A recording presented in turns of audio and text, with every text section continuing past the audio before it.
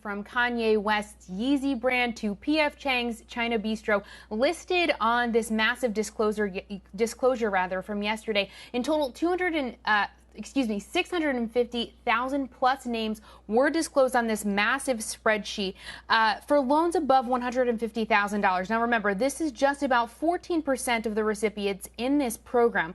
The average loan size was $107,000, so the vast majority of the recipients of PPP won't be released. One important question, though, does remain here. How many jobs did the program actually save? The administration says 51 million jobs were supported by PPP. This is defined as the number of employees that a business had when applying for the loan.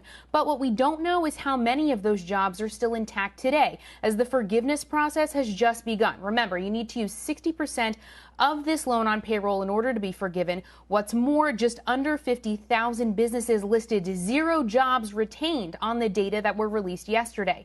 Another big question here is, how did firms who either canceled or did not receive PPP loans even make the list? 2 VC firms, Index Ventures and Foundation Capital, as well as scooter company Bird, said that they did not take out loans but wound up on the list. CNBC's asked the SBA to clarify how this is possible, because canceled loans, of which there are about $30 billion worth, were not supposed to be included in the disclosure. And one more thing to remember, as we mentioned yesterday, the program has been extended through August, so we'll be seeing another data dump, according to administration officials, once that round closes of loans once again above $150,000. Back over to you. Now, as we know, this program was designed to help small businesses, whatever the definition may be, but you have found, as most of us have, when you look over that list, that there are some businesses that sort of stretch the definition of small in that regard. Banks have been the gatekeepers in this. They are the ones that help their customers apply for these PPP loans.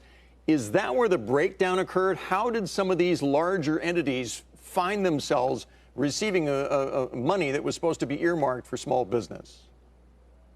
You know, there are a bunch of different ways. Obviously, all of these companies were able to apply under the law as it was written. And remember, this was really rushed out of the gate in order to get aid into the hands of small businesses that truly needed it. You know, when this launched, we talked about there being enough blame to go around between the government, the banks, the businesses that potentially stretched the limits. But yes, you had to apply with the bank and fill out a much shortened SBA application, once again, to get the money out the door quickly. In terms of larger entities, some of them could file under separate, smaller entities, and that's how we're seeing some larger names, you know, get this money. And once again, Bill, up to the public to decide, you know, if they feel that this was properly done. But we had a feeling that there were going to be some surprises on the list for sure.